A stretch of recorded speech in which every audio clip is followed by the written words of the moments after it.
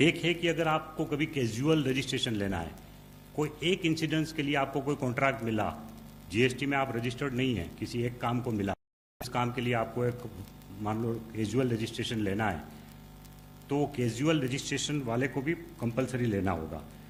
And non resident taxable person आप है तो भी आपको रजिस्ट्रेशन लेना जरूरी है, उनको 20 लाख का लिमिट वगैरह अप्लाई नहीं होगा। नेक्स्ट पॉइंट इज कि अगर जो है आपको रिवर्स चार्ज में देने की रिस्पॉन्सिबिलिटी है, जैसे ट्रांसपोर्ट सेक्टर में रिवर्स चार्ज में देने की आपकी रिस्पॉन्सिबिलिटी है, तो वो भी उनको भी कंपल्सरीली रजिस्ट्रेशन कराना होगा।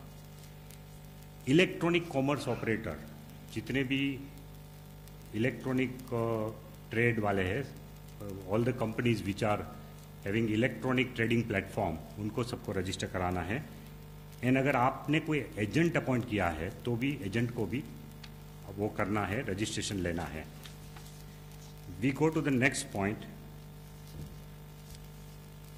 when who do not have to register, this is also important, कि जो मैंने बताया कि कंपलसरी किसको करना ही करना है। अगर 20 लाख से ऊपर है, इंटरस्टेट सप्लाई दे रहे हैं तो वो सबको कराना ही कराना है, लेकिन किसको नहीं कराना है।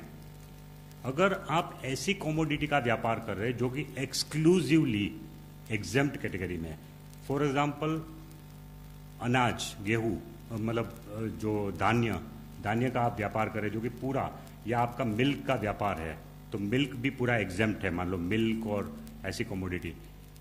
और ऐसे अगर पूरी एग्जेम्प्ट कमोडिटी का पूरा व्यापार कर रहे हैं तो फिर आपको जीएसटी का रजिस्ट्रेशन लेने की जरूरत नहीं है। अगर आप एग्रीकल्चरिस्ट है, जिसकी डेफिनेशन उसमें दी हुई है कि जिसमें जमीन में से आ रहे हैं, तो अगर आप अपना पान नंबर बदलना चाहते हैं तो फिर तो आपको नया रजिस्ट्रेशन ही लेना पड़ेगा। पान नंबर के आधार पे ही रजिस्ट्रेशन मिलता है। सो अगर कोई आदमी बोलता है कि भाई मैं पान नंबर बदलना चाहता हूं तो पूरा रजिस्ट्रेशन ही बदलना पड़ेगा, तो ये हमको याद रखना है। दूसरा कि जो स्टेट वाइज सेपरेट रजिस्ट्रेशन लेना है। अगर आपका कारोबार एक से ज़्यादा स्टेट में है, पहले भी ये था कि भाई पहले आपका 5 जगह से कारोबार चल रहा तो 5 जगह वेट का लेना पड़ता था आपको, अब जीएसटी का लेना पड़ेगा, ऑनलाइन ही लेना पड़ेगा, लेकिन हर स्टेट में लेना पड़ेगा। आप यहीं बैठ के 5 स्टेट का फॉर्म भर के जीएसटीएन वेबसाइट से ले सकते हो, लेकिन 5 स्टेट का अलग लेना पड़ेगा अगर आपका कारोबार है तो। सर्विसेज में भी 5 स्टेट में अगर आप सर्विस दे रहे हैं, वहाँ की आपकी ऑफिस सर्विस दे रही है, तो फिर आपको 5 स्टेट में रजिस्ट्रेशन लेना पड़ेगा। एक स्टेट में एक पान के ऊपर एक ही रजिस्ट्रेशन नंबर मिल सकता है, जिसमें 2 एक्सेप्शन है। नॉर्मली एक पान नंबर के ऊपर एक स्टेट में एक ही रजिस्ट्रेशन मिल सकता है, उसमें 2 एक्सेप्शन है। एक तो कि अगर आपका बिजनेस इतना बड़ा है कि आपके अलग अलग बिजनेस वर्टिकल्स है, अलग अलग डिवीज़न है, कि एग्रो इंडस्ट्री का एक डिवीज़न है, सीजनल आइटम्स का एक है, तो इस तरह का अलग अलग अगर आपका डिवीज़न है, वर्टिकल्स है, तो उसके लिए आप अलग डिमांड कर सकते हो, अलग रिक्वेस्ट कर सकते हो, वो आपको मिल सकता है।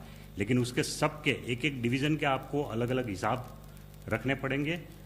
प्लस जब एक डिवीज़न आपका दूसरी डिवीज़न के साथ ट्रांजेक्शन करेंगे तब उसके ऊपर भी पूरा as if it is an independent entity आपको पूरा टैक्स का हिसाब किताब रखना पड़ेगा, टैक्स देना पड़ेगा, because that will be considered as completely a different entity. Same PAN number, owner is the same, 2 business vertical, लेकिन एक दूसरे के साथ उनको अपना वो करना है, वो इंडिपेंडेंस रखना है और उनको टैक्स का व्यवहार होगा।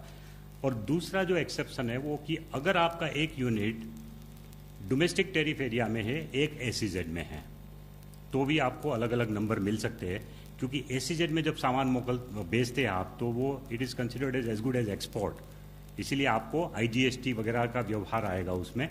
इसीलिए एसीजेड में अगर आप माल भेज रहे हैं, अगर एसीजेड में आपका एक यूनिट है और एक दूसरे में है उसी स्टेट में, तो एक ही स्टेट के अंदर 2 नंबर आपको मिल सकते हैं। लेकिन अगर आपके एक ही एसीजेड में 2 यूनिट है तो फिर एक ही यूनिट एक नंबर से काम चल सकता है। लेकिन अगर मान लो मतलब कि किसी का भी एक डोमेस्टिक एरिया में है और एक से ज़्यादा एसीजेड में यूनिट है तो 2 नंबर मिल सकते हैं, इस तरह से हो सकता है। कब कराना है रजिस्ट्रेशन? जिन लोगों ने माइग्रेट किया है अभी तक जो अपने पान नंबर और वेट नंबर से उनको प्रोविजनल सर्टिफिकेट जो मिल गया है, उनको 3 महीने का टाइम मिलता है 1 जुलाई से। लेकिन हमारी उनको एडवाइस होगी कि जितना जल्दी हो सके आप वो फॉर्म नंबर बी भर दो। उनमें से 80 लाख लोग थे, उसमें से 67 लोगों ने अपना नंबर को एक्टिवेट कर दिया है लॉगिन करने से, और वो 67 लोगों को हमने प्रोविजनल सर्टिफिकेट पहुंचा दिया है, प्रोविजनल रजिस्ट्रेशन सर्टिफिकेट उनको मिल गए हैं। तो वो प्रोविजनल रजिस्ट्रेशन सर्टिफिकेट के आधार पे 3 महीने तक अपना बिजनेस चालू रख सकते हैं। लेकिन उनको पार्ट बी कंप्लीट करके फिर फाइनल रजिस्ट्रेशन सर्टिफिकेट लेना है 90 डेज के अंदर।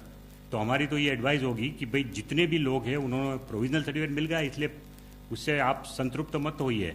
आपको जो पार्ट बी भरना है वो भर के आप फाइनल सर्टिफिकेट के लिए अभी से एप्लीकेशन कर दीजिए। फिर तकलीफ होगी 90 डेज खत्म होते ही, फिर आपको दौड़ा दौड़ी करनी पड़ेगी, फिर लास्ट मिनट में प्रॉब्लम होगी। इसलिए हमारी पूरी एडवाइस है कि वो तुरंत उसको भी खत्म करें काम। और अगर ऐसा कोई आपका यूनिट था जिसमें आपके पास ना वेट नंबर था ना एक्साइज नंबर था, वो इसलिए कि भाई आपका जो कमोडिटी है वो टैक्स में था ही नहीं।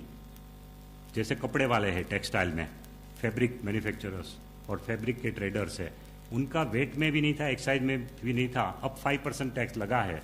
तो उनको सबको तुरंत रजिस्ट्रेशन की एप्लीकेशन करनी है। Maximum they can continue their business up to 30 days without registration. But अगर 30 डेज के अंदर रजिस्ट्रेशन नहीं लिया तो फिर they will not be allowed to continue their business. So they must be careful. उनको अभी से अपना न्यू रजिस्ट्रेशन एप्लीकेशन दे देना चाहिए और वो उसका मतलब उनको नंबर ले लेना चाहिए 30 डेज के अंदर। नेक्स्ट, कौन कौन से फील्ड है जो रजिस्ट्रेशन में, ये एक्चुअली जीएसटीएन का विषय है बट मैं अपने में कवर कर रहा हूँ। काफ़ी क्वेश्चन आए इसके ऊपर कि कौन कौन से ऐसे विषय है जो कि आप खुद चेंज कर सकते हो ऑनलाइन। आपने एक रजिस्ट्रेशन ले लिया और आपको पूरी डिटेल उसने डाल दी, अब उसमें से कुछ फील्ड आप चेंज करना चाहते हो, तो उसमें कुछ फील्ड ऐसे हैं जो कि आपको चेंज करने के लिए अथॉरिटी की परमिशन चाहिए, तो आपको ऑनलाइन अप्लाई करना होगा वो चेंज करने के लिए। फॉर एग्जाम्पल बिजनेस का नाम बदलना है तो दैट इज़ वन। सेकंड कि आपको अपना प्रिंसिपल प्लेस ऑफ बिजनेस या एडिशनल प्लेस ऑफ बिजनेस जो आपने उसमें एड्रेस डाला है वो एड्रेस में चेंज करना है, तो फिर आपको अथॉरिटी को एप्लीकेशन देना है। मेन पार्टनर या डायरेक्टर का जो नाम है उसमें कोई अगर चेंज करना है, किसी कंपनी में मान लो एक डायरेक्टर का भी चेंज होता है, तो भी आपको उसके लिए अथॉरिटी को ऑनलाइन एप्लीकेशन देनी है, मैन्युअल नहीं देनी है, ऑनलाइन ही एप्लीकेशन की फैसिलिटी है। और ये फील्ड के अलावा बाकी कोई भी फील्ड है वो सब आप अपने आप लॉगिन करके बदल सकते हो, आपको अथॉरिटी की वेट करने की ज़रूरत नहीं। फॉर एग्जांपल क्या क्या डिटेल आप डालते हैं, आप डालते हैं कि बैंक अकाउंट की डिटेल डालते हैं कि आपका बैंक अकाउंट कौन सा है। अगर बैंक अकाउंट बदल गया तो आप अपने आप बदल सकते हैं उसको ऑनलाइन जाके, उसके लिए आपको किसी की वेट करने की ज़रूरत नहीं है। फिर आप उसमें ये भी डाल रहे हैं, आपको हम पूछ रहे हैं कि भाई 5 मेन आइटम ऑफ बिजनेस कौन सी है, उसका HSN कोड दीजिए। अब आपके पास तो 20, 25, 30 आइटम भी हो सकती है, हम नहीं चाहते कि हम सब आइटम का लिस्ट ले आपसे। 5 आइटम की जगह है उसमें जीएसटीएन के वेबसाइट में, वो 5 आइटम का आप HSN कोड दे दीजिए जो मेन आइटम है उसका, बाकी सब आइटम आप अपने पास रखिए, हमें ज़रूरत नहीं है। बट उसमें भी अगर आप चेंज करना चाहते हैं अपने मेन आइटम ऑफ बिजनेस, तो वो सब भी आप उसमें चेंज कर सकते हैं। और अपना फ़ोन नंबर और ईमेल आईडी वो भी आप बाद में चेंज कर सकते हैं अपने आप, जिसमें आपको अथॉरिटी को पूछने की ज़रूरत नहीं है। लेकिन अगर बेसिक चेंज है, जो आपकी पीढ़ी है, जो आपकी फॉर्म है, उसके नाम में डिफरेंस है, ओनरशिप में डिफरेंस है, या प्लेस ऑफ बिजनेस में अगर डिफरेंस है, अगर उसमें कोई चेंज है तो वो आपको करना है। Next, my last slide today is about कि कुछ लोग पूछ रहे हैं कि हम वॉलंटरीली रजिस्ट्रेशन ले या ना लें।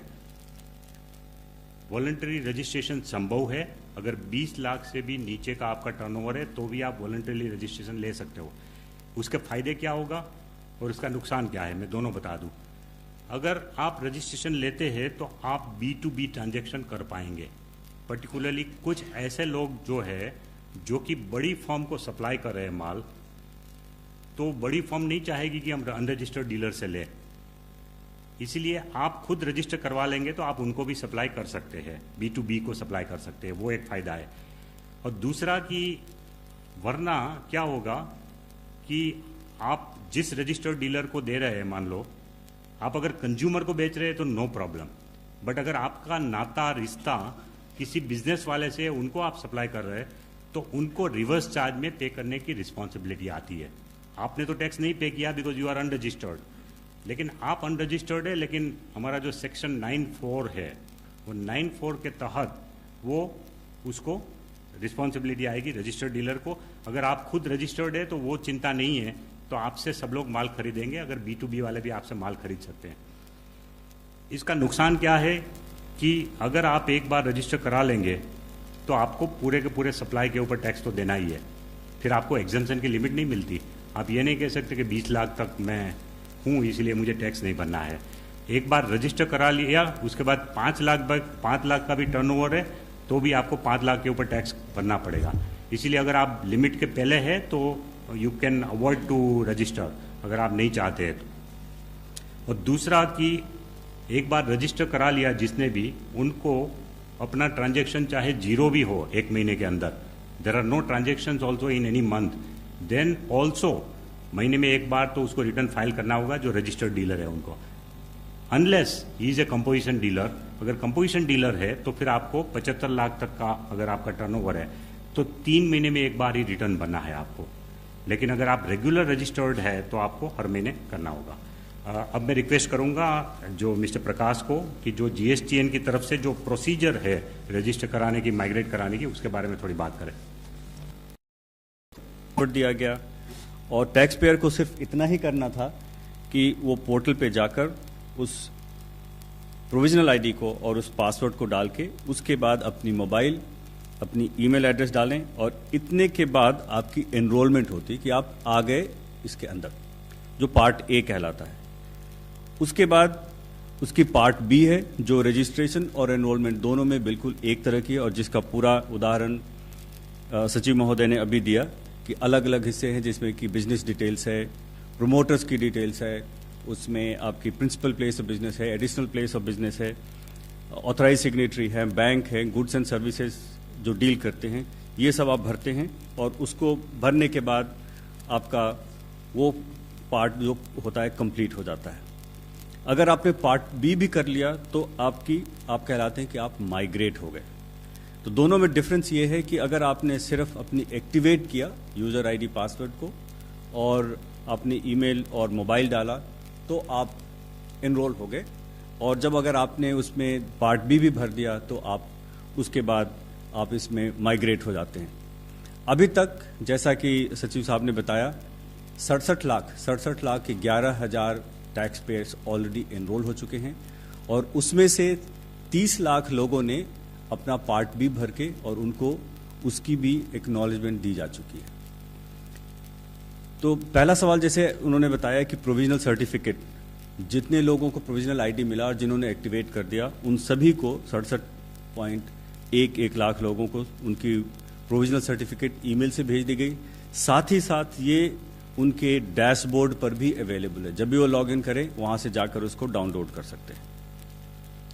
और जैसा मैंने बताया कि पार्ट B भरने के बाद जैसा कि 30 लाख लोगों ने कर दिया है, उसके बाद आपकी जो एलिजिबिलिटी हो जाती है परमानेंट रजिस्ट्रेशन लेने के लिए। इस बीच में ये जो फिल्ड अप डॉक्यूमेंट है ये जाएगा टैक्स ऑफिसर के पास, जो उसे देखेंगे और देख करके अगर उस अप्रूव कर देते हैं तो आपका परमानेंट रजिस्ट्रेशन होता है। अगर उनकी कोई क्वेरी होती है किसी पर्टिकुलर आइटम के बारे में, जैसे वो पढ़ नहीं पा रहे हैं जो डॉक्यूमेंट लगाया है, या कोई डॉक्यूमेंट है जो कि लीज डीड है एक्सपायर हो गई है, तो नई डॉक्यूमेंट मांगेंगे और उसको जमा करने के बाद होगा। तो रजिस्ट्रेशन और एनरोलमेंट की जो पार्ट B है बिल्कुल एक जैसी है और इसको भरने के लिए हम जनरली हमने वेबसाइट पे भी लगाया है कि इसको करने के पहले ऑनलाइन कुछ चीज़ें आप पहले से करके रख लें। वो क्या चीज़ें हैं? जैसे फोटोग्राफ्स हैं प्रोमोटर्स की, आपकी लीज डीड या इस तरह की जो प्रूफ ऑफ बिजनेस है प्रिंसिपल प्लेस की, वो अब तैयार करके रख लें। इसके बाद ऑथराइज सिग्नेटरी का जो अपॉइंटमेंट है, जिसने भी उसको ऑथराइज किया है, उसकी भी स्कैन करके कॉपी रख लें। इतनी सब चीज़ें रख लें तो आपका 10 से 15 मिनट में ये पूरी एनरोलमेंट की जो प्रोसेस है, जो पार्ट B भरने की प्रोसेस है, वो कंप्लीट हो जाती है। और जैसा मैंने बताया कि 30 लाख लोगों ने इसको करके उनको ARN भी दिया जा चुका है। बाकी जो 37 लाख लोग हैं जिन्होंने ये पार्ट बी कंप्लीट किया है या हाफ कंप्लीट है, उनसे हमारी गुजारिश है कि उसे जल्दी करें, जिससे कि आपका ये काम अब पहले हो जाए और आपको परमानेंट रजिस्ट्रेशन मिल जाए। नई रजिस्ट्रेशन की प्रक्रिया चूंकि ये अभी शुरू हुई है 25 जून से, मैं आपको थोड़ा डिटेल में इसको बताऊंगा। इसके लिए आपको एक पैन जरूरी है बिजनेस एंटिटी का, एक मोबाइल नंबर और एक ईमेल आईडी। आप gst.gov.in पे जाएंगे और वहाँ पे ये तीनों आइटम्स अपने स्टेट चूज करेंगे, अपना लीगल नाम लिखेंगे, पैन लिखेंगे, मोबाइल नंबर, ईमेल आईडी डालने के बाद आपको OTP भेजी जाएगी इन दोनों पे, मोबाइल पे और ईमेल पे, दोनों OTP इसमें डालनी है। उसके बाद जब ये अगर सक्सेसफुल वेरिफिकेशन हो जाती है CBDT से कि हाँ ये पैन एग्जिस्ट करता है और ये उसी एंटिटी के नाम से जो आपने लीगल नेम दिया है, तो आपको एप्लीकेशन रेफरेंस नंबर या जिसे हम इनफैक्ट उसको TRN कहते हैं, TRN आपको मिल जाता है। TRN डाल करके फिर आप उसके बाद उसकी पार्ट बी भरना शुरू करते हैं, जिसमें कि वही सारी चीज़ें हैं जैसे कि आपकी बिजनेस डिटेल्स हैं, आपकी प्रिंसिपल प्लेस ऑफ बिजनेस है, आपके प्रोमोटर्स हैं, आपके बैंक हैं, additional place of business, goods and services etcetera, dealt, ये सारी डालते हैं। अगर सारी डॉक्यूमेंट डाल दी और उसके बाद इसकी वैलिडेशन की जाती है, जो प्रोमोटर्स की आपने पैन डाला है, ऑथराइज सिग्नेटरी की जो पैन डाली है, इसको भी वैलिडेट किया जाता है CBDT से। और कंपनीज के केस में डिन नंबर, जो डायरेक्टर का डिन नंबर है और कंपनी का जो सिन नंबर है, वो भी MCA के वेबसाइट से उसको वैलिडेट किया जाता है। अगर ये वैलिडेट हो जाती है तो आपको फुल ARN जाता है आपके पास, और उसके बाद ये पूरी फिल्ड अप जो एप्लीकेशन है वो कंसर्न टैक्स ऑफिसर के पास चली जाती है, जिनके पास 3 वर्किंग डे हैं, सैटरडे संडे और छुट्टियों को हटाने के बाद 3 वर्किंग डे है, जिसके तहत वो उस पर कार्रवाई करते हैं। अगर टैक्स ऑफिसर ने उस पर कोई क्वेरी की, जैसा क्वेरी क्या हो सकती है कि वो मैं जैसे पहले बताया था कि लीज डीड पढ़ा नहीं जा रहा है या एक्सपायर किया हुआ है या कोई और दूसरा डॉक्यूमेंट जो लगाया गया है जो कि ठीक नहीं दिख रहा है, तो उसकी कॉपी मांगेंगे, या कोई इन्फॉर्मेशन दी है जो जिस इन्फॉर्मेशन पे वो उनको और फर्दर डिटेल्स चाहिए। जितनी भी क्वेरी है ऑफिसर एक ही बार क्वेरी रेज कर सकता है, और ये सारी की सारी क्वेरीज एप्लीकेंट के पास उनके पास जाती है। उनके पास फिर 7 दिन का 7 वर्किंग डेज का समय है, जिसके तहत वो उसकी पूरी जवाब दें, नए डॉक्यूमेंट्स अपलोड कर सकते हैं। उसके बाद ऑफिसर के पास 7 वर्किंग डे है उसको प्रोसेस करने के लिए। अगर वो 7 दिन में नहीं प्रोसेस करते हैं तो ये डीम्ड अप्रूवल में जाता है। उसी तरह से जब पहली बार उनके पास एप्लीकेशन जाती है तो 3 दिन में अगर उसने ऑफिसर ने कोई इस पर कार्रवाई नहीं की तो डीम्ड अप्रूवल में जाएगा। हमारे पास सवाल आ रहे हैं काफ़ी सारे कि मुझे ARN मिल गया लेकिन सर्टिफिकेट नहीं आया। तो जैसा मैंने बताया कि ARN मिलने और सर्टिफिकेट मिलने के बीच में 3 वर्किंग डे है, पहला ये। दूसरा कहते हैं कि हमें समाप्त करने के बाद ARN मिलने के बाद भी वैलिडेशन एरर आ जाता है। वो इसलिए होता है कि अगर कोई भी डिटेल, जैसे किसी प्रोमोटर का, डायरेक्टर का डिन हो, प्रोमोटर का पैन हो, अगर वो फेल कर गया मैच करने में, तो फिर आपके पास एक ईमेल जाता है कि आपकी ये डेटा फेल कर गई, आप उसको जाकर के दोबारा उसको करेक्ट करिए। RC कहाँ मिलेगी? RC की इंटीमेशन जाती है ईमेल से, साथ ही साथ आपके टैक्स पेयर के डैशबोर्ड पे रखी होती है, जहां पे से कोई भी टैक्स पेयर उसको जाकर डाउनलोड कर सकता है और उसको प्रिंट कर सकता है। तो इतनी जानकारी थी कि एनरोलमेंट की और जो रजिस्ट्रेशन की है वो कैसे की जाए और कैसे लोग कर रहे हैं।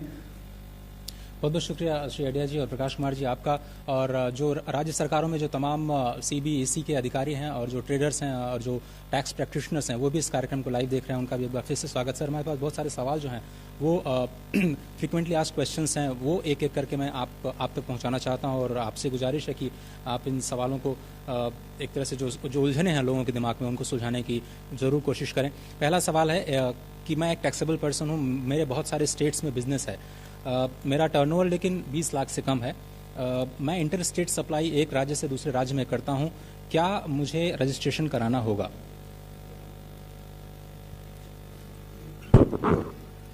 देखिए, अभी राजस्व सचिव ने अपने प्रेजेंटेशन में बताया कि कुछ केसेस ऐसे हैं जिसमें आपको थ्रेशोल्ड एग्जेम्पशन नहीं मिलता है। अब इस केस में जो प्रश्न किया गया है, इनमें इनका विभिन्न राज्यों में रजिस्ट्रेशन टर्नओवर है और टर्नओवर 20 लाख से कम है, बट वो इंटर स्टेट सप्लाई करना चाहते हैं। अगर इंटर स्टेट सप्लाई करेंगे तो उनको रजिस्ट्रेशन लेना पड़ेगा, बिकॉज जो लोग इंटर स्टेट सप्लाई कर रहे हैं, एक राज्य से दूसरे राज्य में सप्लाई कर रहे हैं, उनके लिए थ्रेशोल्ड एग्जेम्पशन नहीं है। थ्रेशोल्ड एग्जेम्पशन उन लोगों के लिए है जो एक ही राज्य में रहकर और छोटे अपने करदाता हैं और या छोटे लोग हैं जो 20 लाख से नीचे का टर्नओवर कर रहे हैं विद इन द स्टेट, उनके लिए थ्रेशोल्ड लिमिट है। इस तरह के लोग जो इंटर स्टेट करेंगे उनके लिए थ्रेशोल्ड एग्जेम्पशन नहीं है। दूसरा सवाल है जीएसटी नंबर को लेकर के। बहुत सारे जो कारोबारी होते हैं उनको पैन और टैन नंबर जिनके पास होता है उनको टीडीएस डिडक्ट करना पड़ता है, क्या उनको भी एक अलग से जीएसटी आइडेंटिफिकेशन नंबर लेना होगा? देखिए, जिनको टीडीएस करना है उनके लिए भी उनको अलग से टीडीएस के लिए रजिस्ट्रेशन लेना है।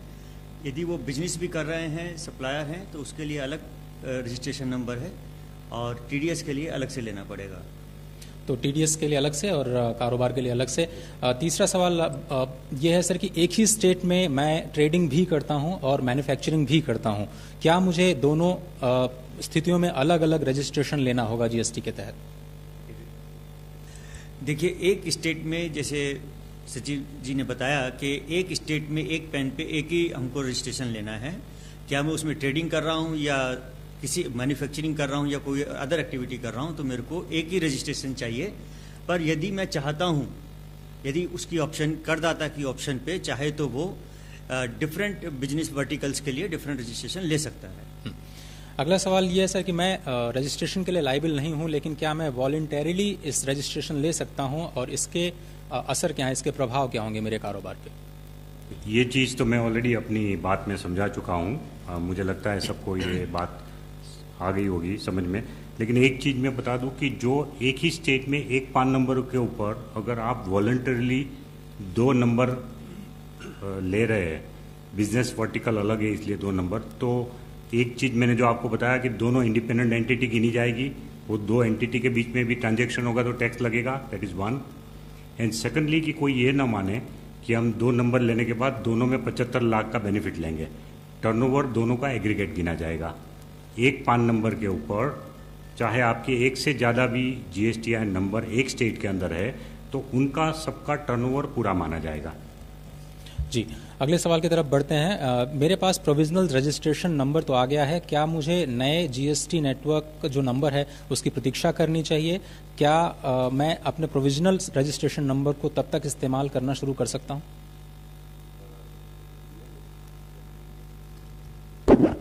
आप अपने प्रोविजनल रजिस्ट्रेशन पीआईडी के ऊपर अपना बिजनेस चला सकते हो और जब तक आपका पूरा जीएसटी नहीं मिलता तो उसके ऊपर कार्रवाई कर सकते हो, आप अपना बिजनेस चला सकते हो। उसकी 90 दिन तक आपको लेकिन जीएसटीएन का अपना जीएसटीआईएन नंबर लेना होगा, तब तक आप अपने पीआईडी के ऊपर अपना बिजनेस चला सकते हैं। जी, मैं एक कारोबारी हूं कंट्री लिकर का, यानी देशी शराब के कारोबार में हूं।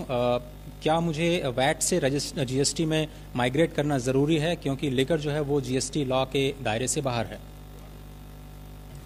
अगर आप एक ऐसी वस्तु में व्यापार कर रहे हैं जो जीएसटी के बाहर है और उसके अलावा आप ऐसा कोई कारोबार नहीं कर रहे हैं जो जीएसटी के अंतर्गत आता है, जैसे कि जो प्रश्नकर्ता हैं इन्होंने कहा कि ये लिकर में सिर्फ काम कर रहे हैं, तो ये ऐसी वस्तु है जो जीएसटी के दायरे से बाहर है और ये प्रावधान लॉ में है कि जो लोग ऐसा व्यापार कर रहे हैं जो बिल्कुल जीएसटी के दायरे से बाहर है उनको रजिस्ट्रेशन लेने की आवश्यकता नहीं है।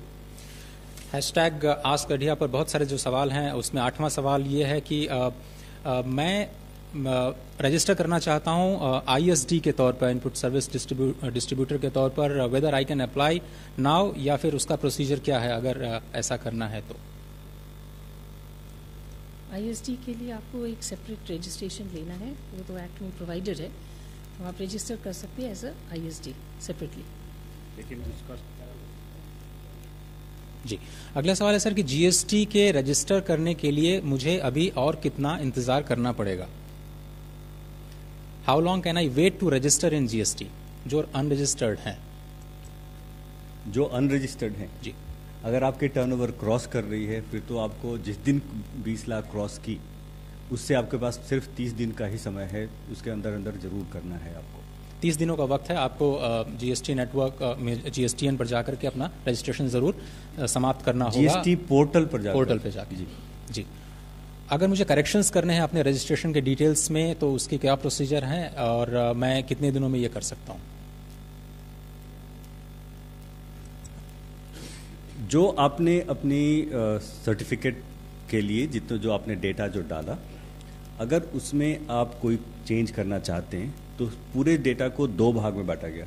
एक जो कोर फील्ड है, जैसा कि जिसको सचिव साहब ने अभी बताया था, जिसकी उसमें कोई भी अगर बदलाव है तो वो सिर्फ अप्रूवल के बाद होगा, और दूसरे जो नॉन कोर हैं वो आप खुद कर सकते हैं, जैसा कि बैंक डिटेल और इस तरह की चीज़ें। जो कोर आइटम्स दोनों के लिए आपको वेबसाइट पे जाना पड़ेगा। नॉन कोर आप खुद से कर सकते हैं। कोर आइटम आप वहाँ जाएं, आप उसमें अप्लाई करेंगे, उसके बाद वो डेटा जाएगी ऑफिसर के पास, जो कंसर्न्ड ऑफिसर है, ऑफिसर उसको देखेंगे और उसके बाद उसको अप्रूव करेंगे। लेकिन आपकी जो पुरानी डेटा है वो भी सिस्टम में रहेगी और नया डेटा भी रहेगा। इसी तरह से आपने अगर phone number, email, bank detail change किया, पुरानी भी रहेगी, नई भी रहेगी हमारे पास। जी, अगला सवाल सर्विस टैक्स से रिलेटेड है। मैं एक रजिस्टर्ड सर्विस टैक्स एसएससी हूँ, लेकिन मेरा जो एनुअल टर्नओवर है वो 12 लाख रुपए है। लेकिन अब मैं थ्रेशोल्ड एग्जम्पशन के लिए एलिजिबल हूँ, तो चूंकि मैं माइग्रेट कर चुका हूँ, क्या मेरे ऊपर टैक्स लगेगा? मेरे ऊपर टैक्स की लाइबिलिटी क्या बनती है? चूंकि आप 12 लाख की टर्नओवर वाले एसएससी थे, तो लॉ के अंतर्गत आपको माइग्रेट किया गया, बिकॉज ये रिक्वायरमेंट थी लॉ की कि सब लोग जो एग्जिस्टिंग रेजिस्टेंट है वो माइग्रेट होंगे। पर अब चूंकि ये लिमिट बढ़ के 20 लाख हो चुकी है, सो आपके लिए उचित होगा, अगर आप इस जीएसटी व्यवस्था से बाहर निकलना चाहते हैं और थ्रेशोल्ड एग्जम्पशन लेना चाहते हैं, तो आप कैंसिलेशन के लिए एप्लीकेशन दे दें, तो आप अपना रजिस्ट्रेशन कैंसिल करवा सकते हैं। जी, आईएसडी के लिए क्या अलग से रजिस्ट्रेशन कराना होगा other than the existing tax payers registration? जी, दूसरा सवाल सर स्मॉल डीलर्स और स्मॉल ट्रेडर्स को लेकर के है, जिनके पास आईटी इंफ्रास्ट्रक्चर नहीं है, तो उनके पास और क्या ऑप्शंस हैं इस नए सिस्टम को अडॉप्ट करने के लिए? छोटे लोग, अगर कोई उनको दिक्कत आ रही है कि भाई वो उनके पास ऐसी कोई समझ नहीं है कि कैसे हम लोग रजिस्टर कराएं अपने आप को, तो हमने ये किया है कि स्टेट गवर्नमेंट और सेंट्रल गवर्नमेंट के एक्साइज, वेट या सर्विस टैक्स के जितने भी दफ्तर है, जितने भी ऑफिसेज है, छोटे छोटे ऑफिस जहाँ भी है, उन सबको जीएसटी सेवा केंद्र में तब्दील कर दिया है। वहाँ पर कंप्यूटर भी है। हमारे ऑफिसर को हमने इंस्ट्रक्शन दिया है कि आपको पूरी हेल्प करेंगे, आप वहाँ जाइए, उनको रिक्वेस्ट करिए कि भाई हमको रजिस्ट्रेशन कराना है, हमको हेल्प करिए, तो आपको हेल्प मिल जाएगी। और हमारा ये भी कहना है कि आप किसी आईटी एजुकेटेड यंग बॉय या गर्ल को एंगेज कर लेंगे तो वो भी कर देंगे आपके लिए, इतनी कोई मुश्किल काम नहीं है। हमारे जो छोटे व्यापारी हैं उनको मेरी अपील है कि आपको ये ज़रूरी नहीं है कि टैक्स प्रैक्टिशनर के पास ही जाना। ये रजिस्ट्रेशन का मसला इतना सिंपल है, उसका सिर्फ हाउ है, फियर है, कुछ सिंपल डिटेल्स देनी है। और अगर आप वो एक कोई यंग आईटी एजुकेटेड पर्सन है, आपके फैमिली में, आपके आसपास कोई है, तो उनकी मदद ले लीजिए, वो आपको कर देगा काम तुरंत, और आप उनको थोड़ा सा पुरस्कार भी दे दीजिए, वो खुश हो जाएंगे। टैक्स प्रैक्टिशनर के पास रजिस्ट्रेशन के लिए जाने की ज़रूरत नहीं है। जी, 14वां सवाल इस कार्यक्रम में इसमें एक चीज़ और मैं ऐड करना चाहूँगा कि कुछ लोगों में भ्रांतियाँ हैं कि कोई रजिस्ट्रेशन फ़ी ली जा रही है। सरकार की तरफ से इसमें कोई फ़ी नहीं है, और एक एक करके, जैसा भी सचिव साहब ने बताया कि पहले आप बिजनेस डिटेल जानते हैं, और मोस्टली ड्रॉप डाउन है जहाँ आपको अब लिखना है, उसके बाद से एडिशनल प्लेस, जैसे प्रिंसिपल प्लेस ऑफ बिजनेस है, डायरेक्टर्स का नाम है, तो जो कोई भी थोड़ी सी भी अगर आप इतनी ईमेल क्रिएट करते हैं तो उसमें भी आपको कुछ चीज़ें देनी होती है, तो उसी तरह का है, थोड़ा सा और जी इन्वॉल्व है। नागरिकों की तरफ से एक सवाल है सर कि एक सिटीजन के तौर पर मैं ये कैसे जान सकता हूँ कि कोई जीएसटी के अंदर रजिस्टर्ड है या अथवा नहीं है? उसके लिए क्या मैकेनिज्म है आइडेंटिफिकेशन के लिए? हर रजिस्टर्ड डीलर को अपना जीएसटीएन नंबर अपने साइन बोर्ड पे अपने ऑफिस में लिख के रखना है, तो आपको वहाँ से पता चल जाएगा। जब भी आप किसी शॉप पे या एस्टेब्लिशमेंट पे जाएंगे तो उसके बोर्ड पे आपको पता चल जाएगा कि GSTN नंबर उसका लिखा हुआ है तो वो रजिस्टर्ड है। जी, 15वां सवाल है। इंसिडेंटली आप उनको पूछ भी सकते हैं कि भाई आपका GSTN नंबर क्या है। आप कंज्यूमर है तो भी आप पूछ सकते हो कि भाई आपका GSTN नंबर क्या है। और ये लॉ में, रूल्स में प्रावधान है कि अपने प्लेस ऑफ बिजनेस में वो डिस्प्ले करे सर्टिफिकेट ऑफ रजिस्ट्रेशन। अभी क्योंकि प्रोविजनल सर्टिफिकेट ऑफ रजिस्ट्रेशन हमने दे रखा है तो प्रोविजनल सर्टिफिकेट भी उनको डिपिक्ट करना चाहिए व्यापारी को अपने दुकान में। जो कंपोजिशन डीलर है उनको टैक्स चार्ज करने की अनुमति नहीं है। कंपोजिशन डीलर क्योंकि वो खुद चार्ज नहीं कर रहा आपको, तो आपको पता कैसे चलेगा कि मेरे बिल में उसने लगाया नहीं लगाया। तो कंपोजिशन डीलर के लिए भी ये जरूरी है कि उनको बोर्ड लगाना है कि मैं कंपोजिशन डीलर हूँ। GSTIN में रजिस्ट्रेशन है मेरा, लेकिन मैं कंपोजिशन डीलर हूँ, वैसा उनको दिखाना है व्यापारी को। रजिस्ट्रेशन के लिए क्या कुछ विशेष श्रेणियां भी बनाई गई हैं, और अगर हैं तो वो किन किन लोगों के लिए खास तौर पर रजिस्ट्रेशन लेना होगा? जो कि आपने प्रेजेंटेशन में बताया कि जो TDS जो डिडक्ट करते हैं, जो TCS कलेक्टर हैं, casual and non resident taxable persons, cross border suppliers और UN स्पेशलाइज एजेंसीज को लेना होगा। मेरी रेंटल इनकम 5 लाख रुपए है और मैं एग्जेम्प्ट सर्विस जो 18 लाख एक साल में है उसके लिए एग्जेम्प्टेड कैटेगरी में हूं, तो क्या मुझे रजिस्टर करना होगा? जी, 20 लाख की जो थ्रेशोल्ड लिमिट है वो सभी लोगों के लिए है जो भी कोई भी सप्लाई कर रहे हैं। अगर आप सर्विस सिर्फ रेंटिंग से आपकी कमाई है और रेंटिंग 18 लाख है तो निश्चित तौर पर आप इस एग्जेम्पशन लिमिट के हकदार हैं और आप चाहें तो रजिस्ट्रेशन ना लें। वॉलंटरी रजिस्ट्रेशन का प्रावधान भी है जैसा कि बताया गया अभी प्रेजेंटेशन। जी, GST नेटवर्क से भी जुड़े कुछ सवाल हैं सर। उसमें पहला सवाल यह है कि जो प्रोविजनल ID मुझे रिसीव नहीं हुई है तो मैं उसके लिए क्या करूं? जैसा मैंने पहले बताया था कि प्रोविजनल ID GST सिस्टम तैयार करता है। रिक्वेस्ट आती है टैक्स डिपार्टमेंट से कि ये टिन है टैक्स पेयर का और ये इसका पैन है जो वैलिड पैन है। पैन की वैलिडेशन चेक की जाती है और उसके बाद एक GST नंबर निकाल कर उनको दिया जाता है प्रोविजनल ID के रूप में। जी, मैं एक बात स्पष्ट करना चाहूँगा कि जो प्रोविजनल ID है यही टिन भी है, GST भी है, ये अलग से फिर नहीं, वही नंबर रहेगा आगे भी। तो अगर किन्हीं को नहीं मिली है तो उनके जो टैक्स अथॉरिटी हैं, ज़्यादातर टैक्स अथॉरिटी जैसे कि सर्विस टैक्स, सेंट्रल एक्साइज, सभी ने अपने वेबसाइट पे डाला है कि आप अपने पुराने जो डिपार्टमेंट था, जैसे मान लीजिए सर्विस टैक्स पेयर है, आप जाएं वहाँ पे, जैसे आप लॉगिन करें तो आपको दिखाई देगा कि आपका ये प्रोविजनल ID और ये टोकन है। और वहाँ उन्होंने ये भी लगाया है कि इस पे क्लिक करिए तो आप उस साइट पे चले जाएंगे, यानी gst.gov.in पे। इस तरह से वैट डिपार्टमेंट्स ने भी किया। जी, अगला सवाल। बड़ा इंपॉर्टेंट खुलासा किया है। देखिए, काफ़ी लोग ये पूछ रहे हैं कि भाई प्रोविजनल ID नंबर तो आ गया, अब मैं बिल बुक छपवाऊँगा तो उसके ऊपर नंबर लिखना पड़ेगा, बाद में क्या दोबारा बिल बुक छपवानी पड़ेगी 3 महीने के बाद? ये नहीं है। आपका जो प्रोविजनल ID रजिस्ट्रेशन नंबर है वही आपका फाइनल नंबर भी बनेगा। इसलिए आप उसी नंबर को डाल के आप अपनी बिल बुक, इनवॉइस बुक, चलन बुक जो भी बनानी है छपवा सकते हैं, उसमें कोई दिक्कत नहीं है। ओनली थिंग इज़ कि अभी इसको हम प्रोविजनल तब तक कह रहे हैं कि जब तक आपकी पूरी डिटेल नहीं आ जाएगी और आपको फाइनल सर्टिफिकेट ऑफ रजिस्ट्रेशन नहीं मिलेगा तब तक इसका नाम प्रोविजनल होगा। The day you get your final certificate of registration it will automatically become, वो फाइनल सर्टिफिकेट ऑफ रजिस्ट्रेशन में वही नंबर लिख के आएगा कि आपका GSTI नंबर यही है। तो ये बड़ी स्पष्टता है। आप सबको विनती है कि ये मेहरबानी करके कन्फ्यूज़न नहीं फैलाए। Same number will remain with you. अगर आपने पूरी फॉर्मेलिटी 3 महीने के अंदर कर दी तो वही नंबर आपका परमानेंट बन जाएगा, और अगर 3 महीने के अंदर आपने वो फॉर्मेलिटी नहीं कर दी तो फिर 3 महीने के बाद वो ऑटोमेटिकली कैंसिल हो जाएगा वो नंबर। इसलिए वी वुड अगेन रिक्वेस्ट कि जिन्होंने भी प्रोविजनल ID का सर्टिफिकेट मिल गया है वो अपने आप को सेटिस्फेक्शन मान के आगे कुछ न करे, ऐसा मत माने। जो लोगों को जो डिटेल देनी है पार्ट B की, वो डिटेल देके फाइनल सर्टिफिकेट और रजिस्ट्रेशन अभी से ले लीजिए, फिर बाद में लास्ट मिनट किसी को तकलीफ नहीं होनी चाहिए।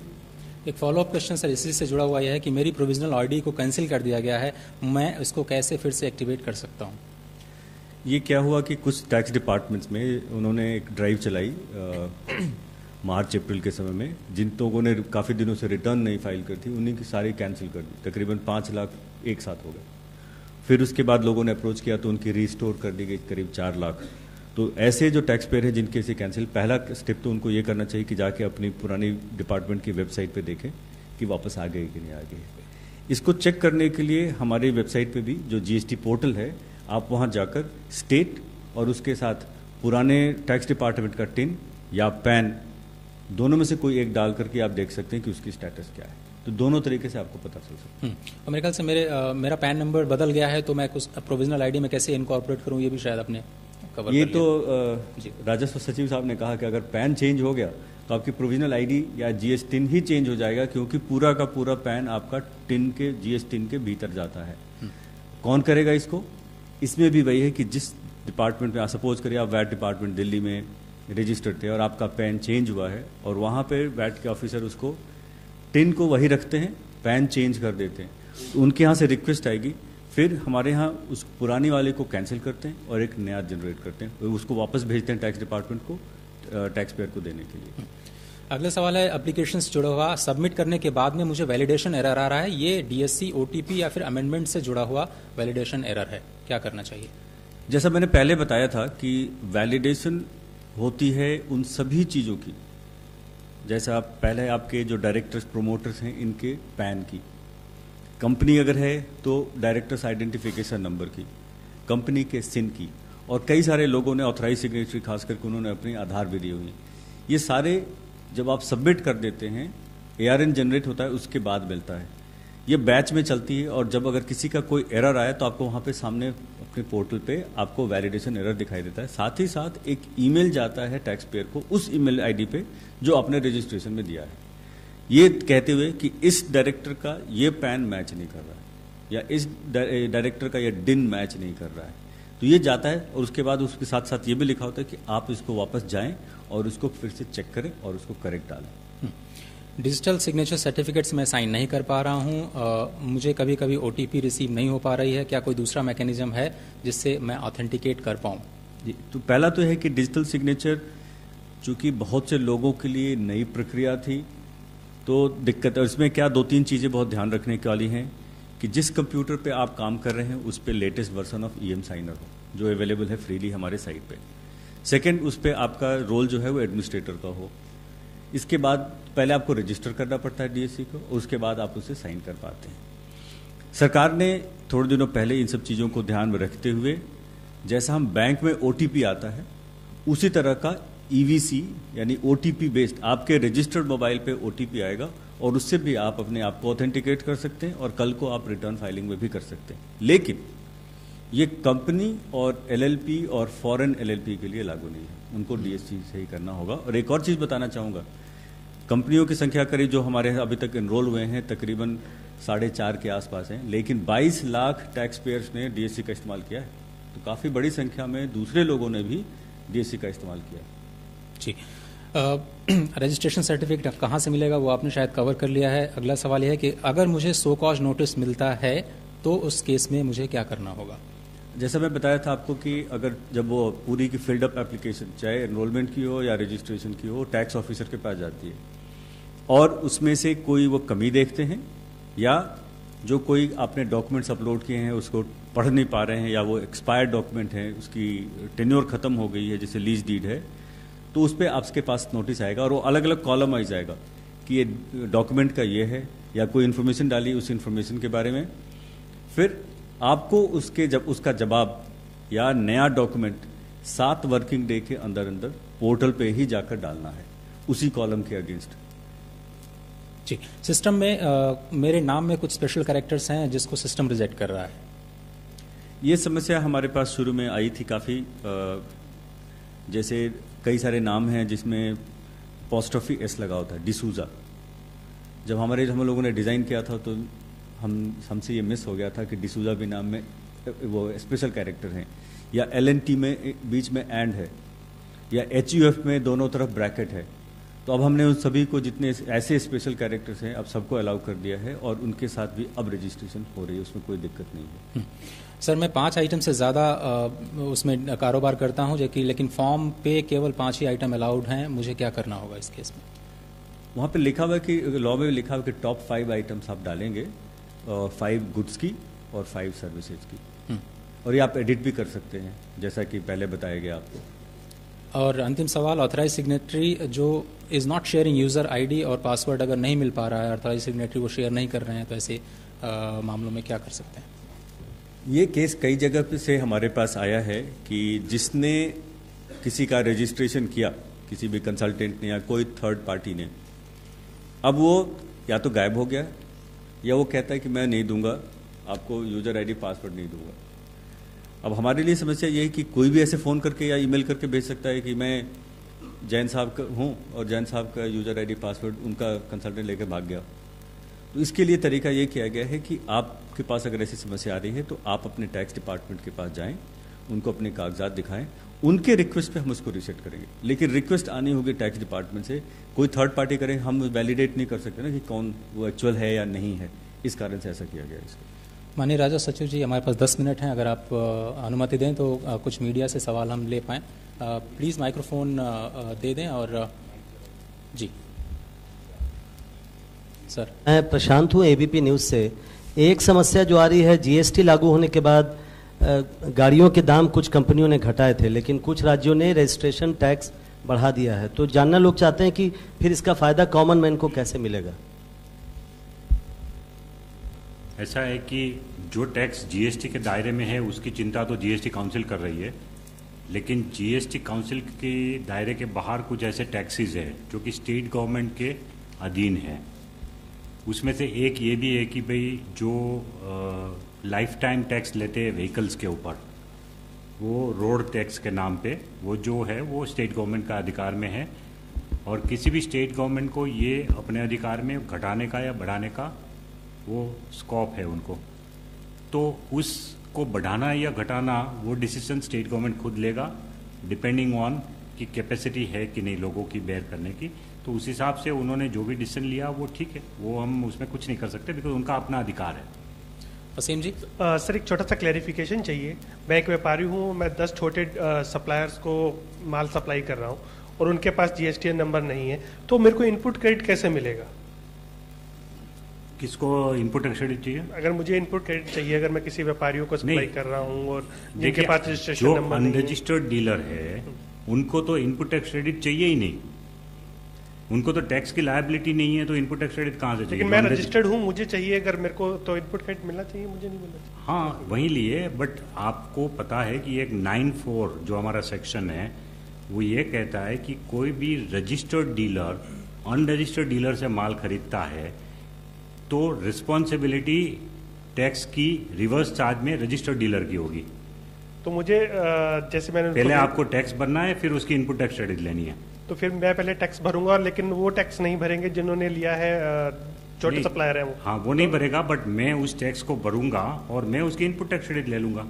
लेकिन इसमें एक एक्सेप्शन किया हमने, ये रिवर्स चार्ज में जो देना है रजिस्टर्ड डीलर को, रजिस्टर्ड डीलर अगर अनरजिस्टर्ड डीलर से खरीदता है तो उसको रिवर्स चार्ज में टैक्स पे करना है। लेकिन अगर एक दिन में 5,000 रुपये तक की आइटम है तो उसके लिए वो रिवर्स चार्ज में टैक्स नहीं देना है। सो कुछ लोग कहते हैं कि भाई छोटी स्टेशनरी खरीदने हमने भेज दिया तो स्टेशनरी का जो आएगा वो अनरजिस्टर्ड डीलर से लिया मान लो, या कुछ चाय पानी मंगवाया या किसी होटल से, ऐसी होटल से चाय पानी मंगवाया जिसमें जीएसटी नहीं लग रहा है, तो फिर उसके लिए 5,000 पर डे का आपको मुक्ति है। और उसके ऊपर अगर होगा तो भी आपको पूरे महीने का ऐसा जो भी सप्लाई आप खरीद रहे हैं अनरजिस्टर्ड डीलर से, वो पूरे सप्लाई का एक बिल बनाना होगा और एक इनवॉइस बना के, सेल्फ इनवॉइस बना के आप उसके ऊपर टैक्स की लायबिलिटी अपनी दिखा सकते हैं। बट टैक्स भरने की जिम्मेवारी आपकी है, जिनसे भी आपने खरीदा है वो अगर अनरजिस्टर्ड डीलर है तो। जी नहीं, बेच रहे हैं तो कोई दिक्कत नहीं है, बेच रहे हैं तो आप तो टैक्स भर के ही लाए होंगे और वो कोई दिक्कत नहीं है, आप टैक्स उस पर लगा के उसको बेच सकते हैं। बेचने में कोई दिक्कत नहीं है, छोटे वाले को बेच सकते हैं। अगले सवाल की तरफ। Neeraj Chakar from Catch News. I have one question. There was a recent incident of where Tamil Nadu government they imposed an additional entertainment tax which was about 28 to 30%. This was actually a result of a exemption given to local bodies under the GST that they can impose their own taxes. How many such taxes can be levied by local bodies? And is there a fear that local bodies under the pressure of the state governments to increase their revenues can use these taxes to impose higher taxes, which can actually lead to inflation? देखिए मैं आपको गिना दूँ, आप उंगली पे गिन सकते हैं उतने ही टैक्सेस है। सबसे पहला 5 कमोडिटी जो पेट्रोलियम की है, petrol, diesel, natural gas, crude oil and aviation turbine fuel, इनके ऊपर वेट लगाने की पावर स्टेट गवर्नमेंट के पास है, सेंट्रल गवर्नमेंट के पास एक्साइज लगाने की अलग पावर है, तो जीएसटी के बाहर है। तो उन प्रोडक्ट पे स्टेट और सेंटर कभी भी बढ़ा सकते हैं, कभी घटा सकते हैं। दूसरी जो मेजर आइटम है वो है stamp duty and registration charges, जो ज़मीन या मिल्कत के ऊपर जो होता है वो पावर स्टेट गवर्नमेंट का है, उसमें भी स्टेट गवर्नमेंट कटौती कर सकती है, बढ़ोतरी कर सकती है। तीसरा जो ये मसला आया था मुंबई का, ये महाराष्ट्र का, कि जो व्हीकल टैक्स है वो पावर स्टेट गवर्नमेंट का है। चौथा electricity duty, electricity duty on sale of electricity is still with the state government, एक ये है। नेक्स्ट इज पोर्टेबल अल्कोहल, जो पोर्टेबल अल्कोहल है उसके ऊपर एक्साइज, स्टेट एक्साइज कलेक्ट करने का पूरा अधिकार स्टेट को है, उसमें सेंट्रल गवर्नमेंट को कोई अधिकार नहीं है। और कोई चीज़ छूट गई, entertainment tax for local body. Entertainment tax जो है सिनेमा वगैरह, उस पर 28% तो जीएसटी लगाया हमने, 28 और 18। अगर 100 रुपये से कम टिकट है तो 18% है, और अगर 100 रुपये से ऊपर है तो 28% जीएसटी लगा है। उसके अलावा स्टेट गवर्नमेंट को अधिकार है कि लोकल बॉडी के बेनिफिट के लिए वो एक्स्ट्रा टैक्स लगा सकते हैं। बस इतने ही टैक्स है जो कि जीएसटी के दायरे से बाहर है। सर मीडिया से एक और भी सवाल है, प्लीज़ अपना परिचय दें और सवाल करें। आपका माइक प्लीज़ ऑन कर लें। Thank you.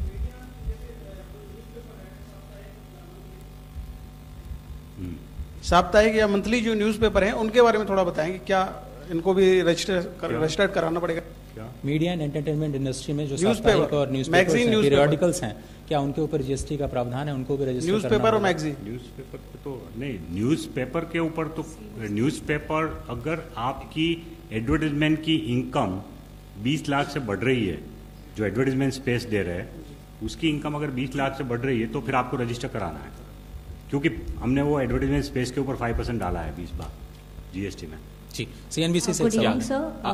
Excuse me, can I ask one question? Yeah, my name is Suryanshi. I'm from News Nation.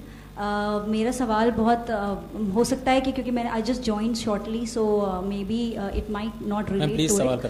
But सवाल मेरा ये है कि जीएसटी से जो आम लोगों की पॉलिसीज एंड स्कीम्स हैं उस पर क्या असर पड़ेगा? जैसे कार लोन है, होम लोन है या इंश्योरेंस पॉलिसीज हैं, क्या उस पर कोई असर पड़ेगा जीएसटी से related? Thank you ma'am.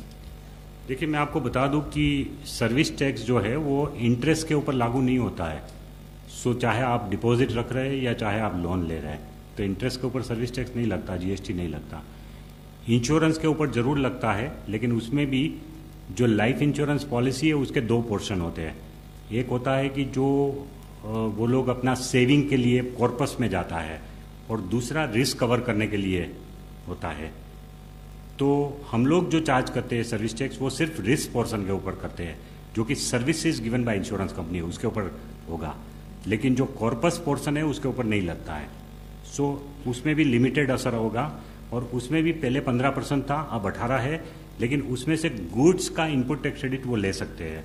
Insurance company ने जितने भी गुड्स अपने सर्विसेज देने के लिए यूज़ किए हैं, मान लो ऑफिस में एयर कंडीशनर लगवाया है तो एयर कंडीशनर के लिए जो जीएसटी दिया है उसका इनपुट टैक्स क्रेडिट ले सकते हैं।